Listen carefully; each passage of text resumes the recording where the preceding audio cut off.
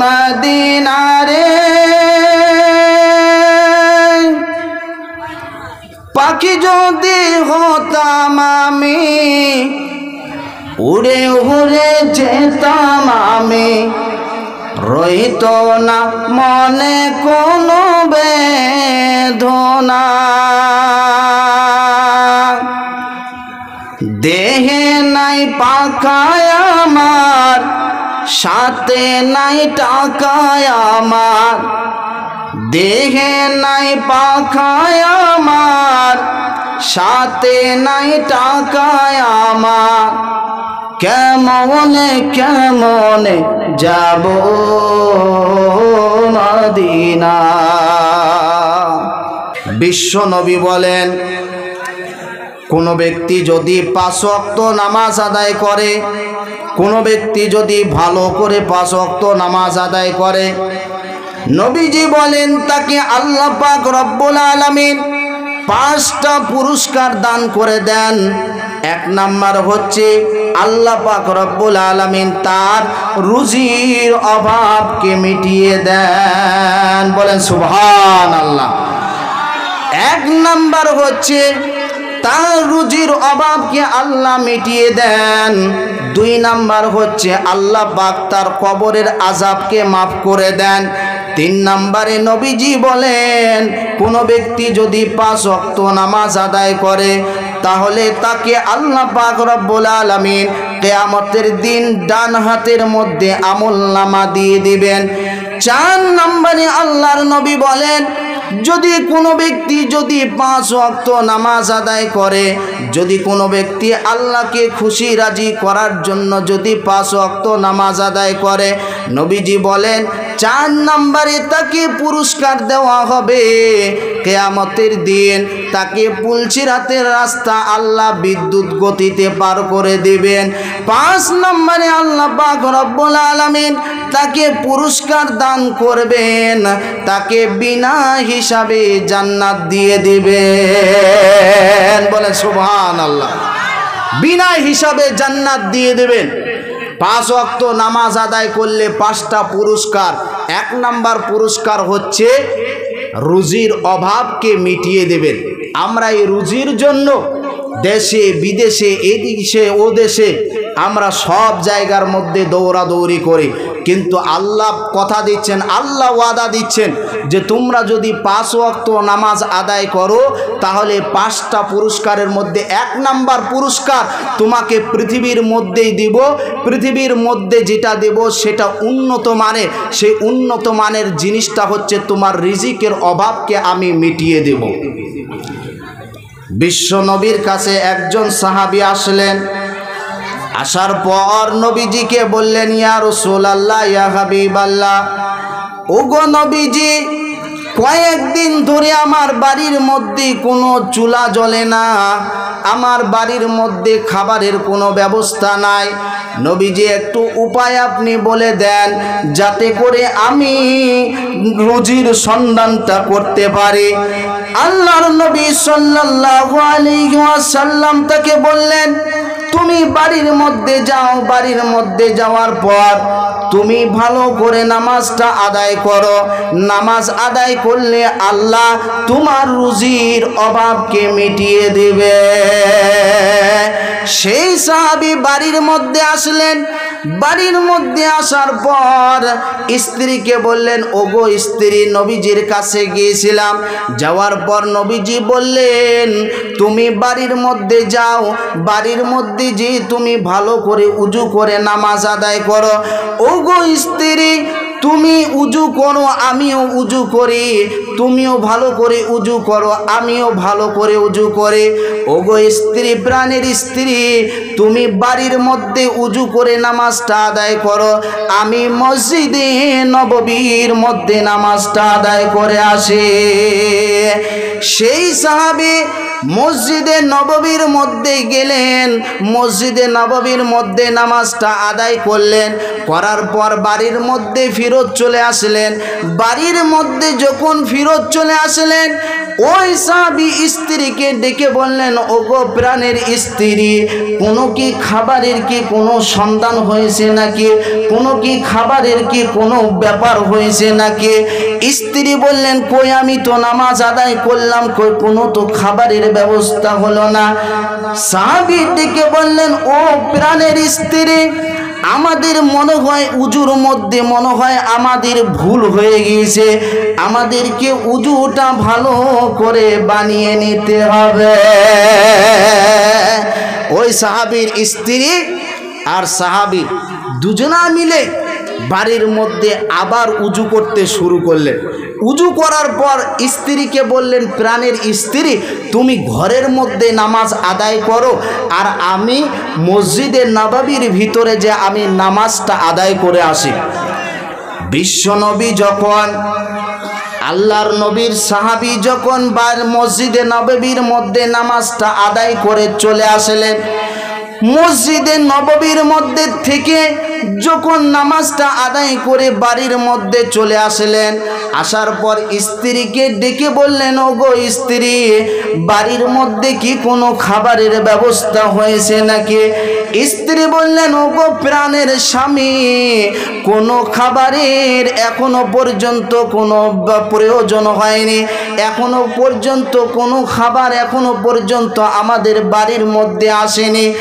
আবার সেই সাহাবী ডেকে বললেন, ও আমার প্রাণের স্ত্রী, তুমি বাড়ির মধ্যে আর একবার ভালো করে উজুটা করে নাও, আমিও সুন্দর করে উজুটা করে নেই। বলেন সুবহানাল্লাহ। কয়বার উজু করলেন? একবার নয়, দুবার নয়, তিনবার উজু করলেন। তিনবার উজু করলেন। মনের মধ্যে বিশ্বাস, মনের মধ্যে এটা তাকিদ যে আমাকে আল্লাহ পাক রব্বুল আলামিন নামাজের মাধ্যমে অবশ্যই খাবার দিবে। কারণ নবীজি বলেছেন, নবীজি কখনো মিথ্যা কথা বলেন না, নবীর ওয়াদা কখনো ফেল হয় না। আল্লাহর নবী যখন বলেছেন অবশ্যই আমার বাড়িতে খাবার আসবে, আমাদের হয়তো উজুর মধ্যে কোনো ভুল হচ্ছে। আজ আমরা হাজারো নামাজি, এখানে হাজারো নামাজি আছে, আমাদের উজুর মধ্যে ভুল হয়, আমাদের উজুর মধ্যে ভুল হয়ে যায়। কিরাত তো আরো দূরের কথা, কিরাত, সূরা কিরাত তো আরো দূরের কথা। নামাজের মধ্যে আগে উজুটাতেই আমাদের ভুল হয়ে যায়। কেন, কিভাবে ভুল হয়ে যায়? একটা ধরে দিই, দু তিনটে আপনাদেরকে ধরে দিই, তাহলে আপনারা বুঝতে পারবেন। এক নম্বরে আমাদের উজু করতে যেই জিনিসটা ভুল হয়ে যায়, আমাদের বিসমিল্লাহ পড়ি না। আমরা উজু করার আগে যে বিসমিল্লাহ পড়তে হয়, এই বিসমিল্লাহটা আমরা অনেকে পড়ি না, আমরা অনেকে পড়ি না। অনেকে আছে বিসমিল্লাহ যে পড়তে হয়, আমরা অনেকে আছি আমরা বিসমিল্লাহ পড়ি না। দুই নাম্বার ভুল হচ্ছে আমাদের দুই হাত কবজি পর্যন্ত কয়বার পর্যন্ত ধুতে হয় বলেন তো? দুই হাতকে কবার ধুতে হয় বলেন তো? হ্যাঁ, দুই হাতকে তিনবার ধুতে হয় না। এই হাতকে তিনবার ধুতে হয়, এই হাতকে কবজি পর্যন্ত তিনবার ধুতে হয়। হইল কবার? কবার হইল? ছবার হয়ে যায়। আমরা ছবার করি না। এই দুই নম্বর ভুল। তিন নাম্বার হচ্ছে গড়গড়ার সহিত আমাদেরকে উজুটা করতে হবে। রমজান মাস ব্যতীত, শুধুমাত্র রমজান মাস ছাড়া আমাদেরকে সব সময় উজুটা গড়গড়ার সহিত করতে হবে। দুই নাম্বার। চার নাম্বার হচ্ছে নাকের নরম অংশ পর্যন্ত পানি পৌঁছাতে হবে। কারণ বিশ্বনবী বলেছেন ওই নাকের নরম অংশের মধ্যে একটা শয়তান বসে থাকে, ওই শয়তানটা তোমাকে ওয়াসওয়াসা দিতে থাকে।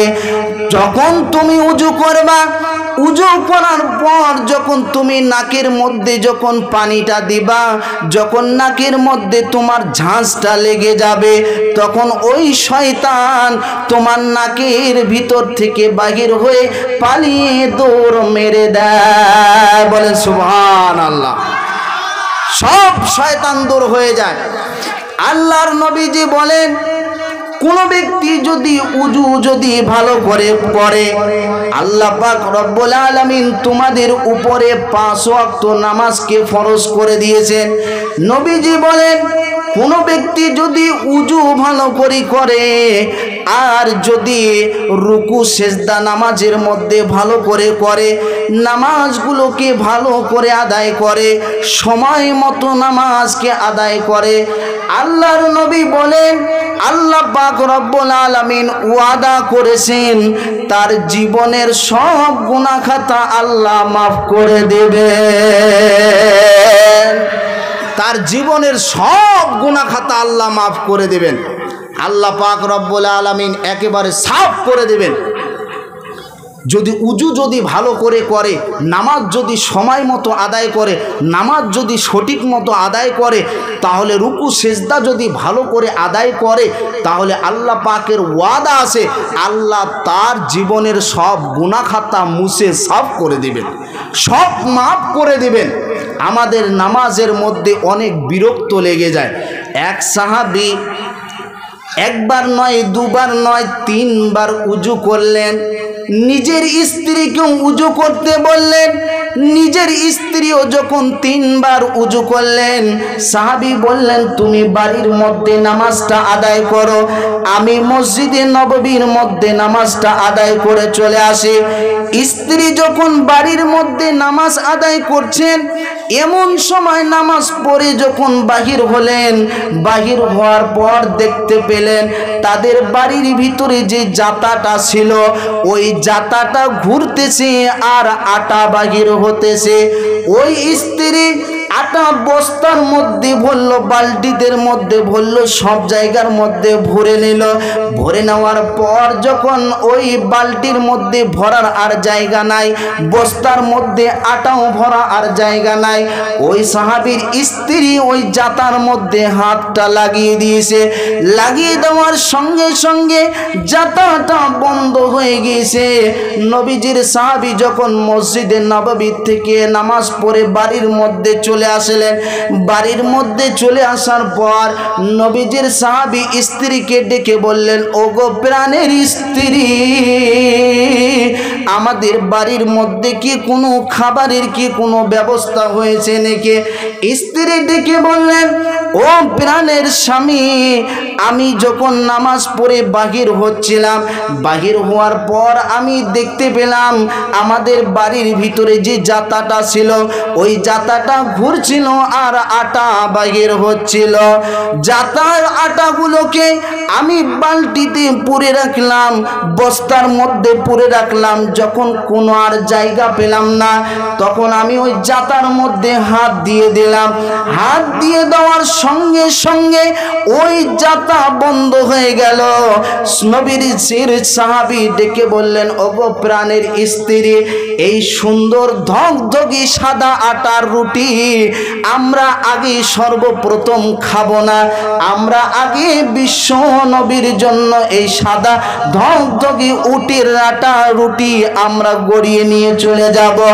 যখন নবীজির সামনে এত সুন্দর ধগধগে একেবারে সাদা ধগধগে আটার রুটি যখন নবীজির সামনে হাজির করা হলো, নবীজি জিজ্ঞাসা করলেন, ও সাহাবী, এত সুন্দর আটা তুমি কোথায় থেকে পেলে বলো? নবীজির সাহাবী ডেকে বললেন, ওগো আল্লাহর নবী, এরকম ঘটনা আমাদের বাড়ির মধ্যে হয়েছে। আমার স্ত্রী জাতার মধ্যে হাতটা লাগিয়ে দিয়েছে। নবীজি বললেন, যদি তোমার স্ত্রী যদি ওই জাতার মধ্যে হাতটা না লাগাতো, কিয়ামত পর্যন্ত এই জাতা ঘুরতে থাকতো আর আটা বাহির হতে থাকতো, আমার উম্মতেরা ওই আটা খেয়ে শেষ করতে পারত না। বলেন সুবহানাল্লাহ। আটা খেয়ে একেবারে শেষ করতে পারত না। এত বরকত আল্লাহ পাক রব্বুল আলামিন নামাজের ভিতরে দিয়েছেন। নামাজ আমরা বরকত আলাদা জিনিস, ইনকাম করা টাকা পয়সা হওয়া এটা একটা আলাদা জিনিস, কিন্তু বরকত একটা আলাদা জিনিস। বরকত আল্লাহ যদি 1 টাকার মধ্যে দিয়ে দেয় না, ওই 1 টাকা আপনার ফুরাবে না জীবনে। আল্লাহ যদি বরকত দিয়ে দেয়, বরকত একটা বিশাল আলাদা জিনিস। এই জন্য নামাজ আমাদেরকে জাহান্নামের আগুন থেকে রক্ষা করবে, জান্নাতের মধ্যে দাখিল করাবে। আজ আমরা মুসলমান নামাজ আদায় করি না, নামাজটুকুন আমরা আদায় করি না। আমাদেরকে যে নামাজ আদায় করতে হবে, এই নামাজটুকুন আমরা আদায় করি না। বিশ্বনবী জনাবি মুহাম্মদুর রাসূলুল্লাহ সাল্লাল্লাহু আলাইহি ওয়াসাল্লাম, বাস আল্লাহর নবী সাল্লাল্লাহু আলাইহি ওয়াসাল্লাম মৃত্যুর শয্যায় সজ্জিত। এমন সময় হযরতে আয়েশা রাদিয়াল্লাহু তাআলা আনহার ঘরের মধ্যে উপস্থিত হয়েছিলেন নবীজি। নবীজি যখন উপস্থিত হয়েছিলেন, নবীজি বিরাট অসুস্থ হয়ে আছেন, উঠতে পারেন না, হাঁটতে পারেন না। আল্লাহর নবী আয়েশাকে ডেকে বললেন, ওগো আয়েশা, এটা এখন কোন সময় চলতেছে, এটা এখন কোন সময়? হযরতে আয়েশা ডেকে বললেন, ইয়া রাসূলুল্লাহ, এখন এটা আসরের সময়, সাহাবীরা নামাজের মধ্যে দাঁড়িয়ে গিয়েছে। নবীজি বললেন, ও আয়েশা, একটু আমার মাথাটা জানালার দিকে করে দাও, জানালার দিকে করে আমাকে নামাজের দৃশ্যটা একটু দেখিয়ে দাও। নবীজিকে যখন জানালার দিকে করে দেওয়া হলো, নবীজি সাল্লাল্লাহু আলাইহি ওয়াসাল্লাম যখন নামাজের দৃশ্যটা দেখতে পেলেন, আল্লাহর নবী যখন নামাজের দৃশ্যটা দেখলেন, আয়েশা লক্ষ্য করলেন নবীজির 2 চোখের কোনা দিয়ে পানি ঝরতেছে। হযরতে আয়েশা জিজ্ঞাসা করলেন, ইয়া রাসূলুল্লাহ, ইয়া হাবিবাল্লাহ, ওগো নবীজি, ওগো প্রাণের স্বামী, আজকে আপনি এত দুঃখিত কেন, এত কেন আপনি দুঃখিত? নবীজি ডেকে বললেন, ওগো আয়েশা, আজ আমি দুঃখিত নয়। আয়েশা বললেন, ইয়া রাসূলুল্লাহ, আপনি যদি দুঃখিত না হন তাহলে আপনার চোখ দিয়ে পানি কেন পড়তেছে? নবীজি বললেন, ওগো আয়েশা, এটা আজ কোনো কষ্টের পানি নয়, এটা হচ্ছে একটা তৃপ্তির পানি, এটা হচ্ছে একটা খুশির পানি। ও আয়েশা, তুমি জানো না, এই নামাজকে প্রতিষ্ঠা করতে গিয়ে আমি মুহাম্মদ সাল্লাল্লাহু আলাইহি ওয়াসাল্লাম তাইফের ময়দানে আবু জেহেলেরা, আবু লাহাবেরা আমার পিছনে ছোট্ট ছোট্ট ছেলেদেরকে লেলিয়ে দিয়েছিল। তারা আমাকে পাথর মেরে মেরে খণ্ড বিখণ্ড করে দিয়েছিল। ও আয়েশা, তুমি জানো না, এই নামাজকে প্রতিষ্ঠা করতে গিয়ে হযরতে নবীজির মাথার উপরে, হযরতে নবীজির মাথার উপরে উটের ভুঁড়ি চাপিয়ে দিয়েছিল। আল্লাহর নবীর এই কষ্ট আল্লাহ পাক সহ্য করতে না পেরে আল্লাহ তখনই হযরতে নবীজিকে বললেন, ওগো নবীজি, আপনার আর এই মক্কার জমিনে থাকা হবে না, এখন আপনাকে মদিনার দিকে পাড়ি দিতে হবে। সাইয়্যিদে আলম নবী, সাইয়্যিদে আলম নবী, শাহে মদিনা, মদিনা যাইতে নবী হলেন রওয়ানা, মদিনা যাইতে নবী হলেন রওয়ানা। সাইয়্যিদে আলম নবী, সাইয়্যিদে আলম নবী, শাহে মদিনা, মদিনা যাইতে নবী হলেন রওয়ানা, মদিনা যাইতে নবী হলেন রওয়ানা। ওরে কাফের মক্কাবাসী, নবীজিকে মারবি বলে ঘিরে বসেলে। ওরে কাফের মক্কাবাসী নবীজিকে মারবি বলে ঘিরে বসেলে। রাতারাতি চলেন নবী, রাতারাতি চলেন নবী সোনার মদিনা। মদিনা যাইতে নবী হলেন রওয়ানা। মদিনা যাইতে নবী হলেন রওয়ানা। ওরে কাফের শুন রে তোরা, আমার নবীর জুতার সমান হতে পারবি না। ওরে কাফের শুন রে তোরা, আমার নবীর জুতার সমান হতে পারবি না। সাইয়েদে আলম নবী, সাইয়েদে আলম নবী শাহে মদিনা। মদিনা যাইতে নবী হলেন রওয়ানা। মদিনা যাইতে নবী হলেন রওয়ানা। নারায়ে তাকবীর, আল্লাহু আকবার। এই জন্য ভাই বিশ্বনবী জনাবে মুহাম্মদুর রাসূলুল্লাহ সাল্লাল্লাহু আলাইহি ওয়াসাল্লাম নামাজের জন্য এতটা কষ্ট মেহনত করেছেন। এই জন্য আমাদেরকে নামাজ পড়ার দরকার আছে না নাই বলেন? আছে না নাই? এই জন্য আমরা সকলে যাতে করে ইনশাআল্লাহ 5 ওয়াক্ত নামাজ আমরা যাতে সঠিকভাবে আদায় করতে পারি, আল্লাহ যেন এই তৌফিক দান করে দেয়। বলেন আল্লাহুম্মা আমিন। প্রিয় ভাই সব, আল্লাহ পাক রব্বুল আলামিনের কাছে সব থেকে কোন 3টি আমল সব থেকে পছন্দনীয় বলেন তো? 1 নাম্বার হচ্ছে নামাজ, 2 নাম্বার মা বাপের খিদমত করা, মা বাপের সঙ্গে সৎ ব্যবহার করা। আজ আল্লাহ পাক রব্বুল আলামিন এই হাদিসের ব্যাখ্যায় আমি করব, এই হাদিসের ব্যাখ্যায় আমি যাব। মা বাপ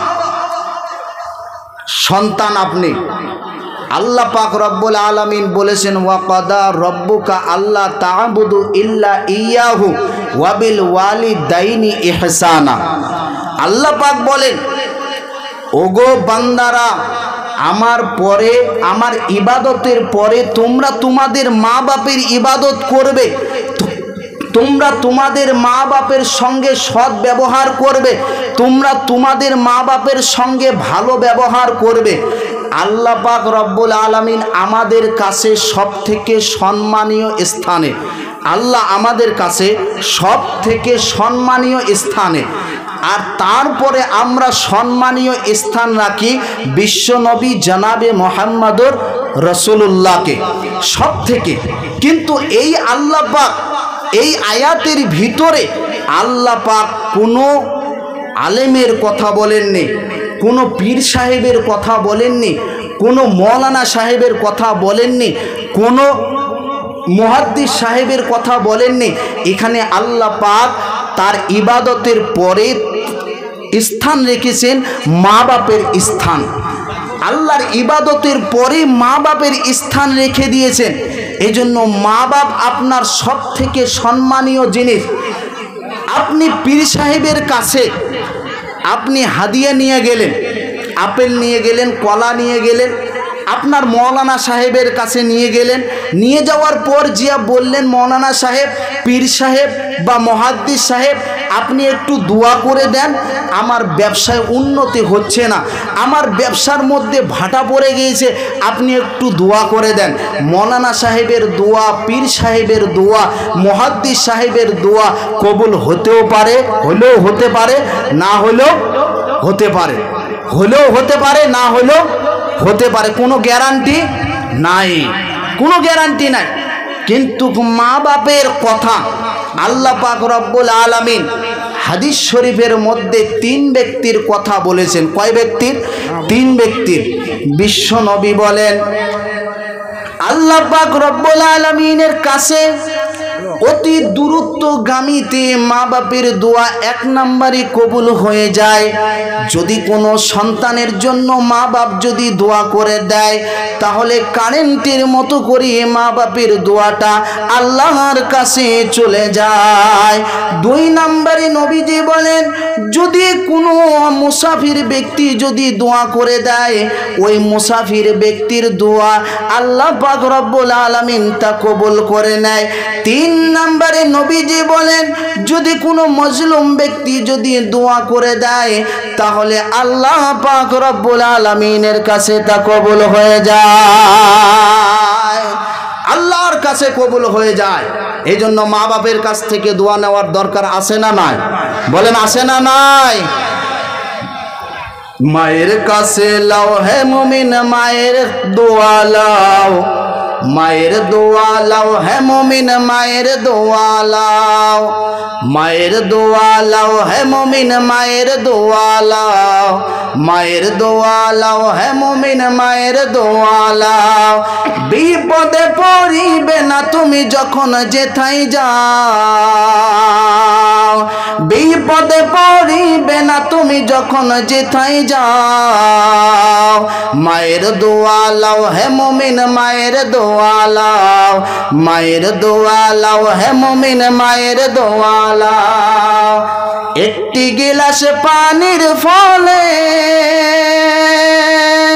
বাইজিদেরই কোলে তুলে,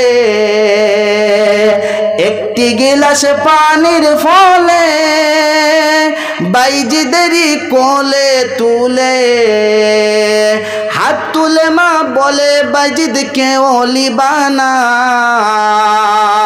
হাত তুলে মা বলে বাইজিদকে ওলি বানাও। মায়ের দোয়া লাও হে মুমিন মায়ের দোয়া লাও, মায়ের দোয়া লাও হে মুমিন মায়ের দোয়া লাও। বিপদে পড়িবে না তুমি যখন যেথায় যাও, বিপদে পড়িবে না তুমি যখন যেথায় যাও।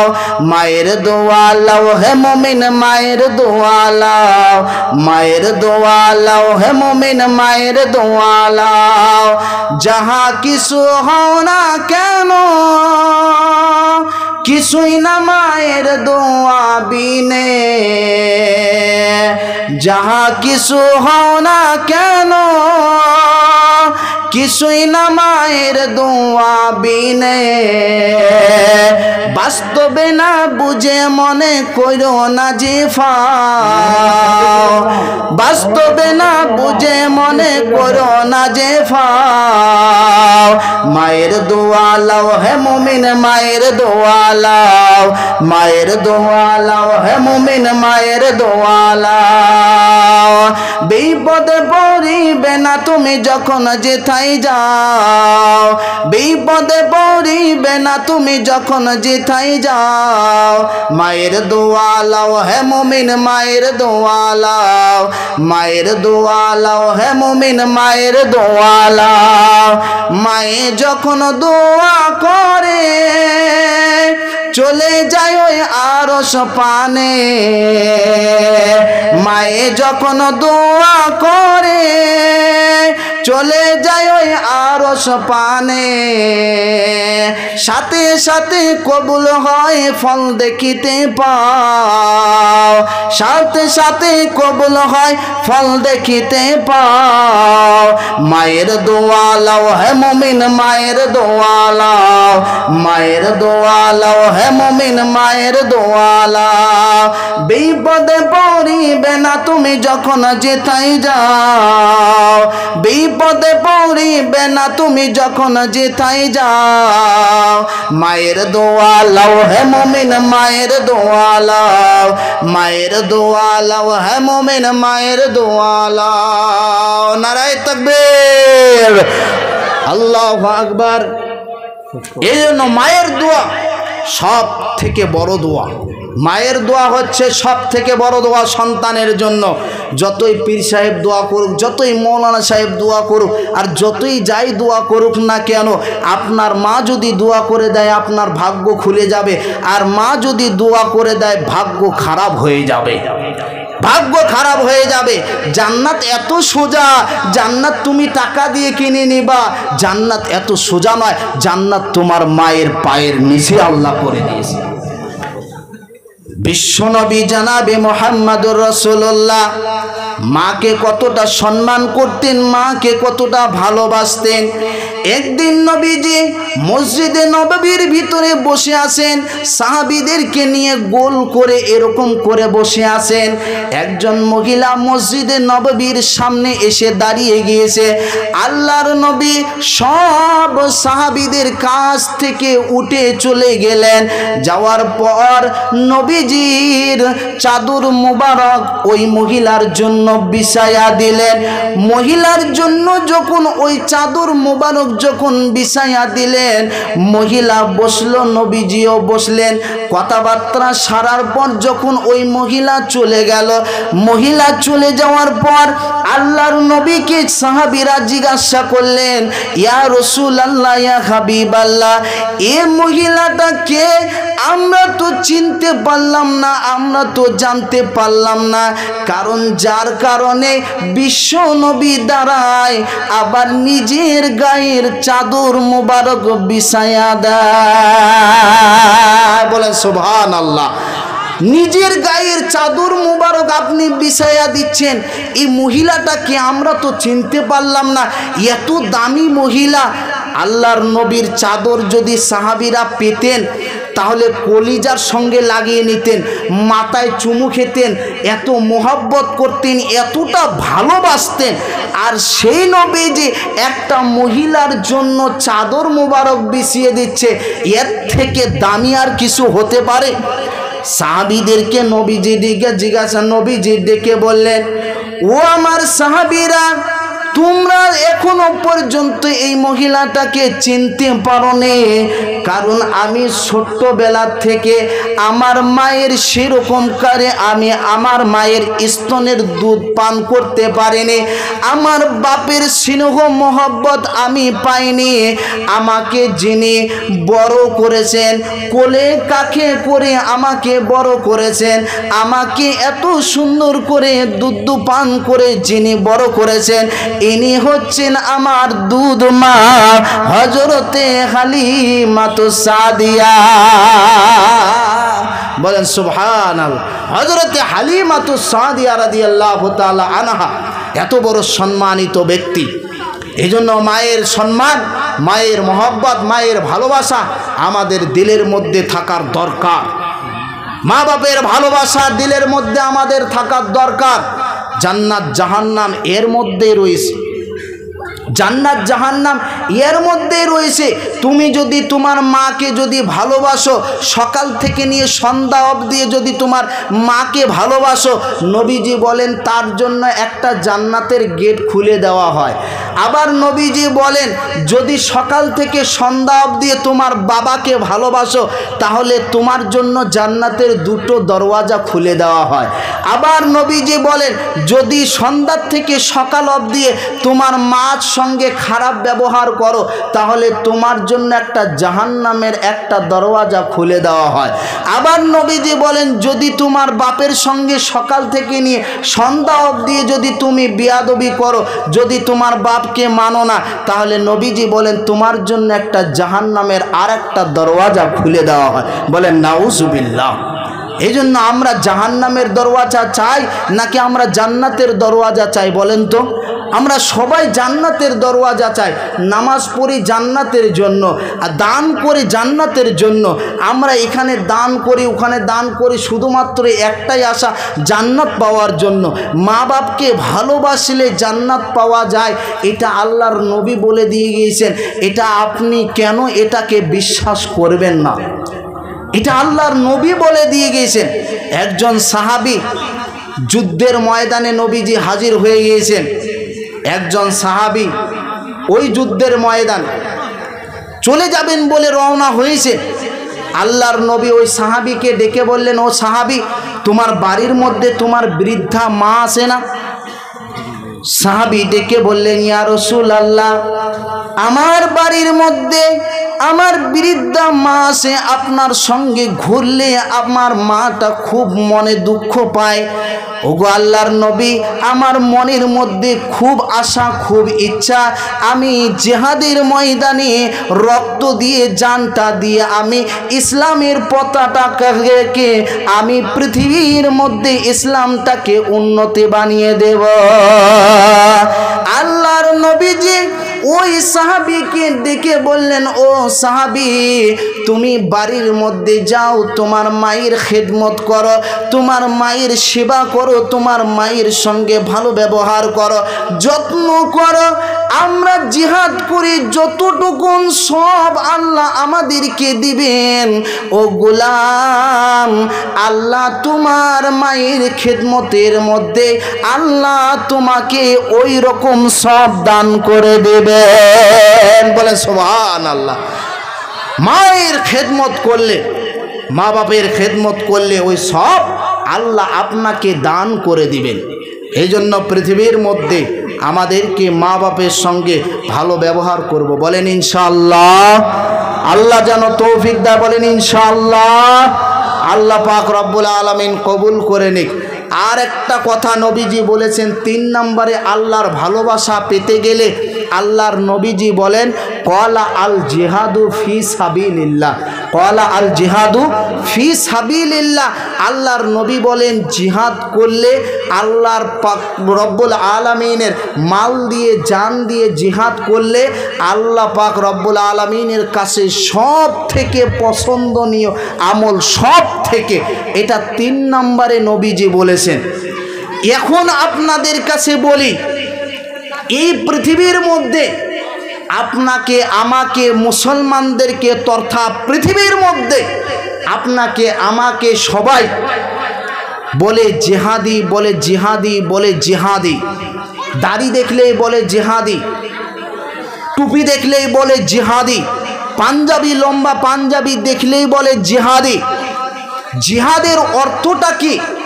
জিহাদের অর্থ হচ্ছে আপনার মনের ভিতর থেকে সমস্ত বুরা, সমস্ত গুনার কাজকে ছেড়ে দেওয়ার নাম হচ্ছে এটা নফসের পথে জিহাদ। সমস্ত নেকির কাজের মধ্যে এগিয়ে আসা, এটা নফসের প্রতি জিহাদ। মাল দিয়ে আপনি একজনকে সহযোগিতা করলেন,